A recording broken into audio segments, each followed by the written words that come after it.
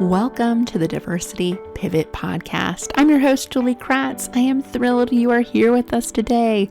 Our purpose is to share stories, ideas, and tools to help you on your diversity, equity, and inclusion journey. Let's meet this week's guest. Welcome, listeners. We have a special guest again this week, Luis Malbas. And Luis is on a mission to change the world through digital media, community, and education. With a background in technology, marketing, and media, he's been working in learning development for 20 years, founded the Training, Learning, and Development community in 2016, and working to promote diversity, inclusion, and equity in the learning and development spaces. Luis, welcome to the show. Thank you. Thanks for having me. Tell us your story, if you could. I know you have a really special DEI journey. I'd love for our listeners to tell us about you and how you got involved in this work. Sure. So let's see. I guess we'll start kind of relative to my role in the learning and development space. And for any folks out there that don't know exactly what that is, which I know that there are a lot of you that don't, thinking of it more as like, say, corporate trainers or people that build sort of training adult learners in higher ed using instructional design principles. These are principles that were created, I think it was like in the 50s and 60s, to help with building a stronger workforce. I think they were sourced like in the military. And so if you hear like about instructional designers, hear about learning experience designers, these are folks that are educators that have a formal way of training people with principles like SAM and ADDIE, things that are nerdy on the learning development. So those are the folks that compose my audience. And I've been in this space for almost 20 years. And I started out kind of in the event production and conference production side. And when I had first gotten into L&D and producing events, one of the things that I noticed was that there wasn't a ton of diversity in the way that the programs were built. When I looked at the conference speakers, the folks that were involved in presenting the content to the audience, there was nobody that was really that I could identify with on the ethnic side of things, and I was always curious about that. And I was formally producing events for another company for about 12 years, and after I left there and started to do my own thing, I really wanted to change that. And so with the training, learning, and development community, as I started building out events, I pretty much quietly, and because at the time, like in 2016, when I started it, it still didn't kind of feel right to like openly say, we need a more, diverse program. I just didn't feel comfortable yet. But I would quietly try to make sure that I was openly accepting speakers that with a more sort of diverse program in mind. And as over the last few years, it's just felt it's been okay for me to openly say that now, to say that I am wanting to build a really diverse community, and sort of just letting the world know that that's the case with my community. And I do think in my space in L&D, we have the most diverse community out there, and I'm really proud of it. And it isn't anything where I've just actively been searching for people of color to say, hey, join us. It's just it's just been a really natural thing. And I'm really, really proud of it. And over the last couple of years, of course, because of of George Floyd and a lot of the social unrest, folks in my space have been more active about DEI and accessibility. And so I've been producing content that that promotes change in those spaces. And that has actually been a really big deal for me as well, because I'm learning a ton more about it. And I think I was introduced to you I think it was Rubina Halwani who had taken a workshop or something of yours and told me that you would be a great connection to have. And it was through her and other folks that I've kind of really dove into promoting DEI and accessibility within this space, and I'm happy that that it's happening. Yeah. Well, it has to be intentional, like you said. And Mhm. it makes me sad that, just a few years back, it was uncommon to bring up the lack of diversity in learning or on panels or event speaker lineups. But certainly there's been a magnifying glass over that as of late. And I think as we return to a somewhat in-person-ish environment, that visibility, that accessibility, like you said, is so important. And tell me more, Luis, about accessibility in your spaces. What are things that you're working on around that issue? Well, there is, it's actually there is a lot going on right now in the learning and development world when it comes to accessibility. I can tell you specifically right now, something that I'm doing personally is I'm working on, because I have a background in IT and also, digital media, meaning, producing web pages, creating web content. One of the things that I'm really focused on is working with screen reader technology and making sure that the content that I'm producing is works with screen readers. It's just absolute. It's amazing that that folks that are blind can actually navigate the internet, but it without individuals going out there and actually like making sure that their web pages and emails, things like that, anything that is digital, that it functions well for folks without sight. If we don't do that type of work, it'd be a terrible experience for them. And so, I work in the Mac ecosystem. Mac has a great screen reader tool called VoiceOver. And so even like right now, I'm learning more and more about it, going through websites that I've built or any HTML file that I've created and making sure that it functions well with a screen reader, because, the alternative, having a website that is terrible with a screen reader is just an unusable experience. And so it's a really big deal for me. And I didn't intend on on really taking something like this on, but I just kept on seeing or getting messages from folks that were having problems utilizing different things that I created. And I'm like, this is just got to happen. And so my goal is to actually learn this better and then start sharing how others can do the same type of work. And I'm excited about that because I think, especially in the learning space, that's important. Yeah, it is. And now that you bring that to my attention, I mean, making sure, especially all of us in the DEI space, to take note of this, that we have accessible places digitally and physically, that everyone can participate in the experience that you're creating. So I know there's some tools when you host online events that we've used, signers, we've used Mhm. closed captions, but making sure that the content can be viewed by folks that might have a vision disability. So super helpful to know that, Louise. I'm curious. I know you were so kind to help preview our new book, Allyship in Action, and you said your feedback was, "Whoa, I had to do some reflecting as I went through that." There are reflection exercises that kind of make you do that, but Mhm. I'm just so curious, Luis, if you would let us in on your own reflections on your journey, because I think so much of allyship is really reflecting on your why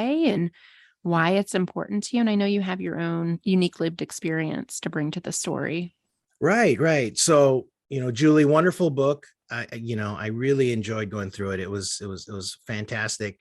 Honestly, earlier this summer, I took it on vacation, and it's like I read just the sort of the forward or the intro, and I was already like kind of floored with how much I had to go through internally just to get through that, because I'm like, wow, like even the idea of meritocracy and sort of how you sort of address that in the beginning. And I was thinking about that. Like my dad is like, you just got to work hard, Luis, you got to work hard, and you're going to have to work harder than, than other white men because you're brown. So you're kind of already like behind, from the get-go. So work harder than anybody else in the room. And my dad used to tell me that constantly. And I did do that. I would, that was something that I reflected on about how I used to push myself to work really, really hard. And I expected to get credit for it, but I knew I wasn't going to get the kind of credit for it, that like a white person would. And that was, for myself, normalized. Like, I'm like, yeah, that's just the way the world works. And I'm still kind of parsing through that. Right. And it's one of the reasons why I started my own business, my own community, because I thought, you know what, does that really make sense that, that I that in 2022 that I might not be able to, even though I, build this and work as hard as I can, I'm still not going to be on the same level as somebody who has lighter skin, and I still have to work through that stuff, and it was really, the reflections that I had were primarily like for instance, I mean, this is kind of a strange story, but in the 70s, I lived in a kind of a small town in Southern California. My dad was he was an agriculture labor contractor. So basically, um, folks that harvest vegetables up and down the West Coast, lettuce, celery, all that stuff, broccoli. My dad would organize the crews to to harvest these, thousands of acres that that are here in California. And he did pretty well for himself. And we moved into an affluent neighborhood in Camarillo, California. And one of my earliest memories was my dad calling us to this hallway window to look outside, and we saw there was a cross burning. And Wow. and he told me, at that time, I just can, I can remember the image. I was only like maybe 6 years old. Um, and he told me that, Luis, this is the way it is. You just have to expect this kind of thing. And, this is how our world is. People aren't going to think that you belong. And so you might get threatened like this. And it was, I just remember that. And in fact, I talked to my mom about it, and, cause I want to make sure, these kinds of memories, I'm like, is that something that, like, what does this mean? And, and she said that, yeah, somebody had just lit that there. There was nobody around. She doesn't even remember if my dad went out and put the fire out. They called the police. The police came, took a report, and then they left, and then they kind of just shrugged it off. And that was that. But even at that time, that was one of my earlier memories, and it's kind of, embedded in my system, that happened. Mm-hmm. And yeah, and so, and throughout, my youth, my dad he would come back to that on a regular basis, and he didn't know if I was going to get into agriculture as well, be a farmer. And I don't know if you remember, my dad, was, he was friends with Cesar Chavez. They would do things together. And my dad was, I mean, primarily his workforce was Hispanic. And, although I'm Filipino, I feel like I was kind of raised Mexican in a lot of ways, because we were around that culture so much. And my mom and dad, both, Filipino, loved it so much, and they both could speak fluent Spanish. But That's cool. yeah, and I could tell you, when we were around that group, when we were around my family, I felt safe. But then when we would be in like, say, I don't know, even restaurants. I remember being in Arizona and being in restaurants and going to going to a Chinese restaurant once. And I remember as a kid, I remember getting seated in an area where there were lots of brown people, and then looking sort of over in the other room, where there was air conditioning and it was just nicer, and seeing where all the white people were.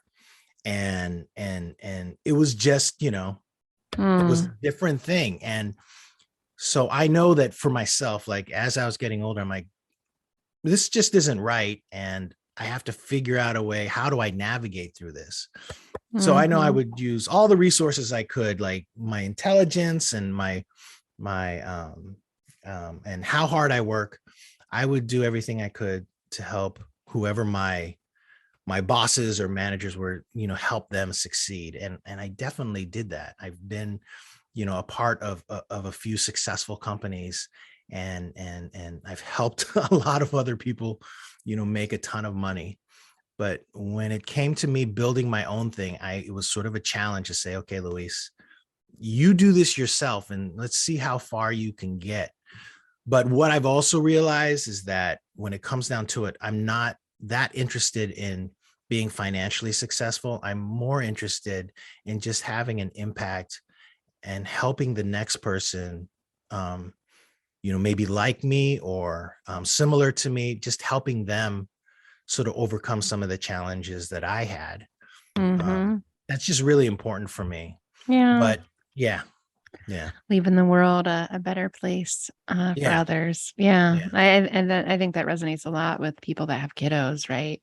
Like it just doesn't feel fair. Like reflect on your own experience. That wasn't that long ago. A burning cross, segregated seating, a very overt, maybe sometimes subtle, but sounds pretty overt, a less than kind of dynamic for a child, that just seems so deeply unfair to me. And the thing is, Julie, it's so weird because it's kind of like I accept it, and even nowadays I still do.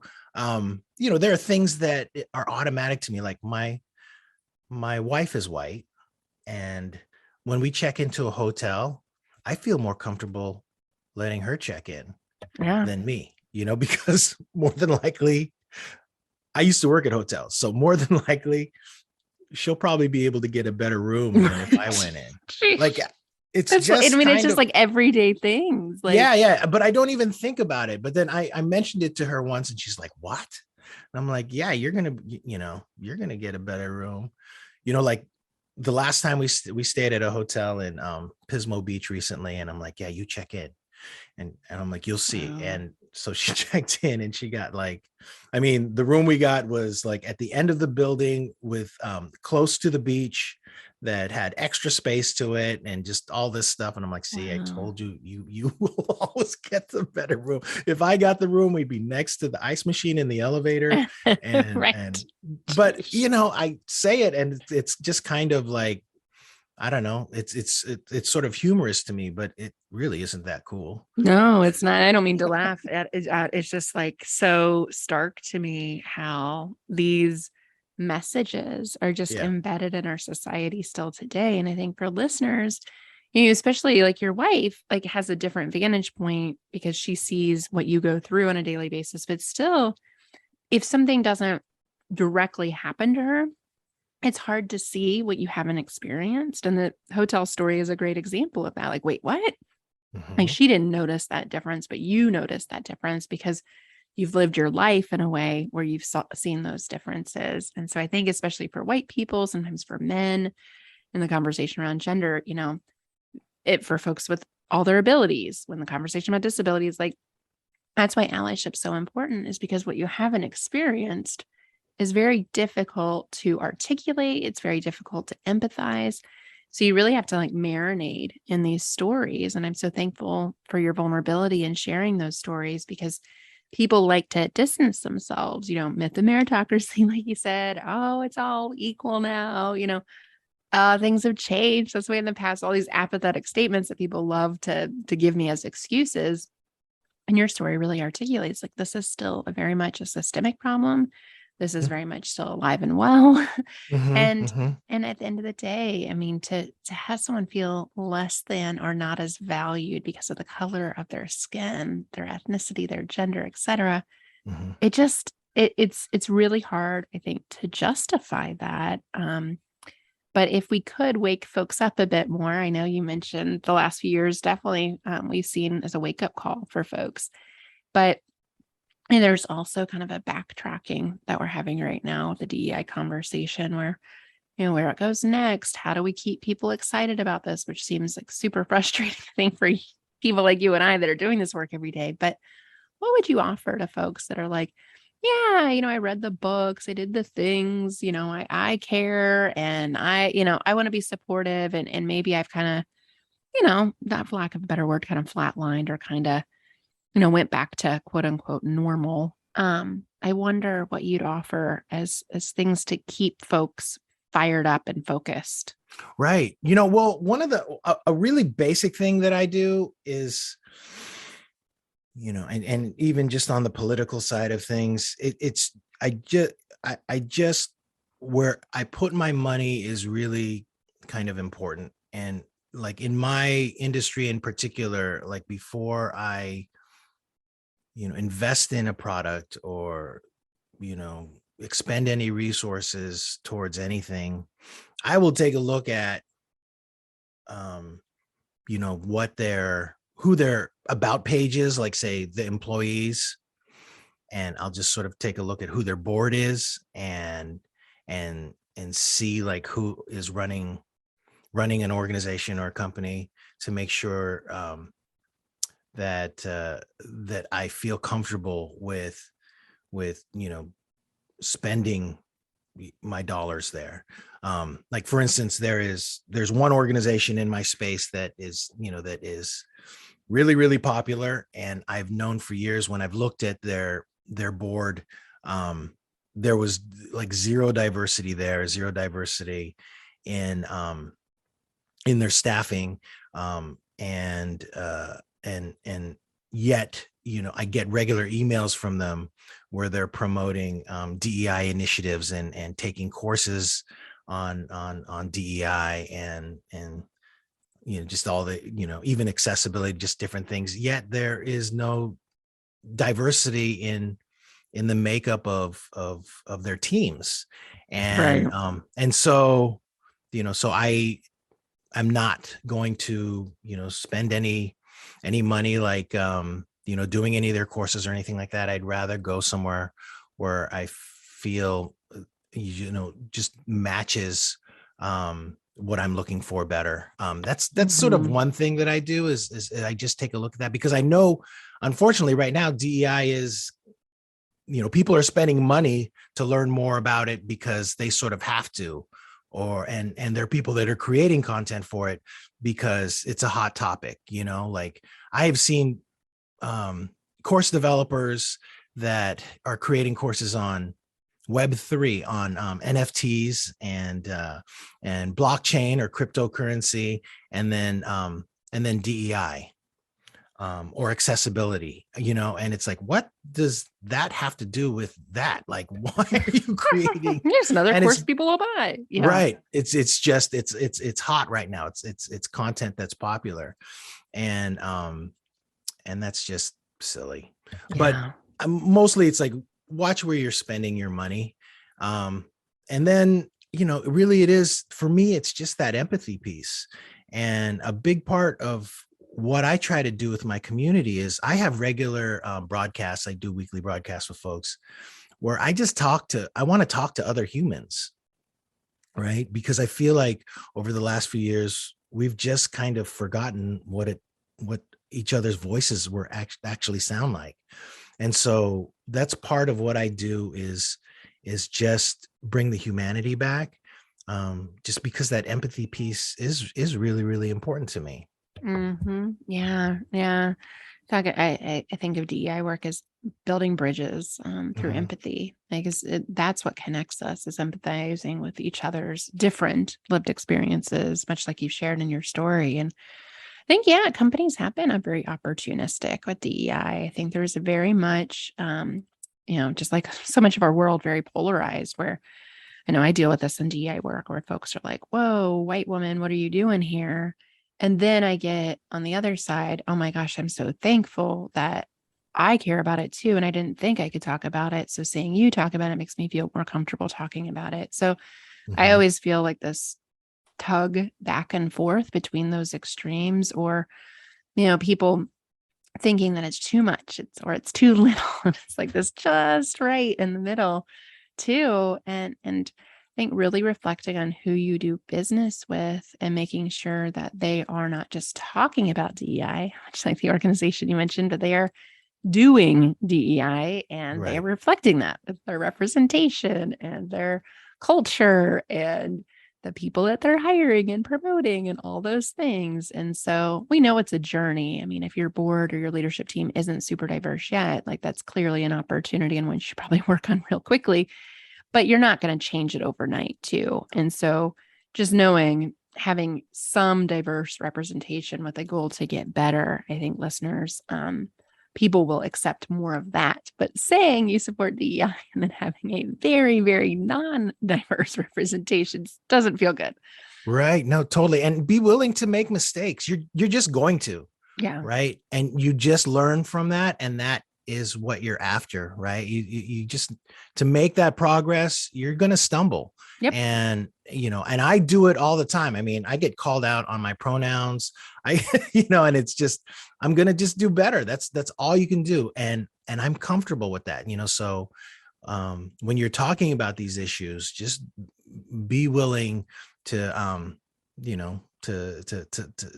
to make a mistake, because you're just going to. Well, yeah, if you're doing it right, you're gonna bumble and stumble for sure. Yeah. Like if you're doing it all perfectly, I would be very curious and maybe Yeah. not believe it as much.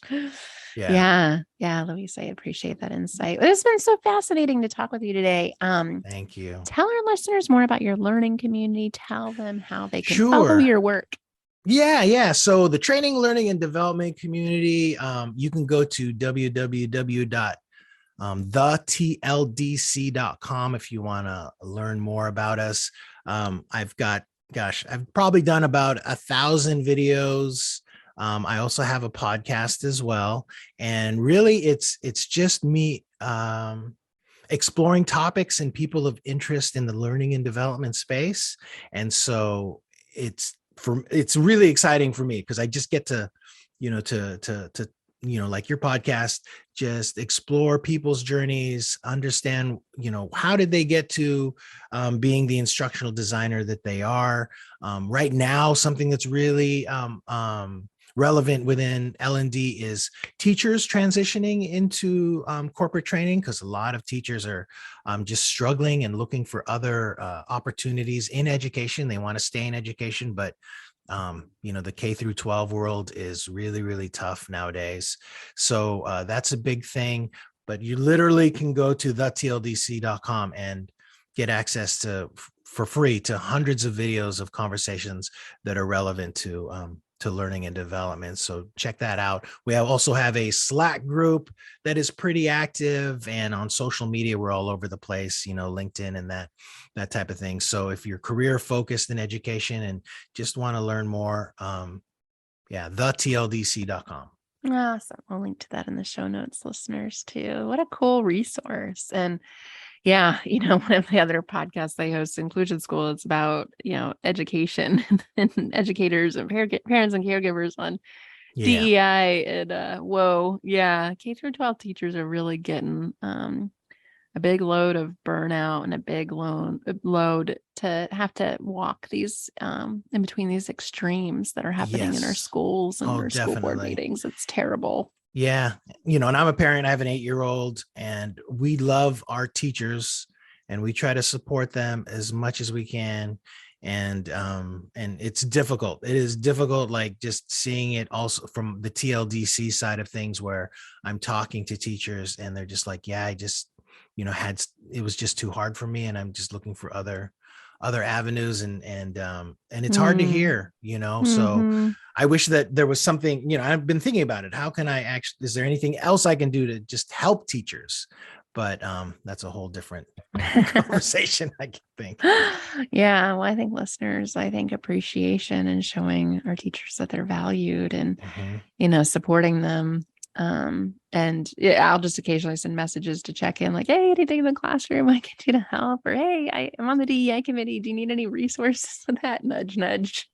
Yeah, no, that's great, Julie. And your children's book, I have it in my cart. I'm going to pick that one up for my son. Oh, thank I think it was you. the matching one for Allyship in Action. I recall but I'd like him to have that book as well. Oh, I appreciate you mentioning that. That's a passion project of ours, is how do we start this conversation earlier? Because unfortunately, I think the messages you got as a child are still very much the messages our children are getting, and what an opportunity to level set that and equip them with tools earlier in life before those biases are formed and before all of our patterns are cemented in our brains. To the undoing part with adults is I think troublesome. We should probably start this conversation earlier, but there's a lot of resistance and a lot of nuance in how we do that. So I think books are a great way to do it.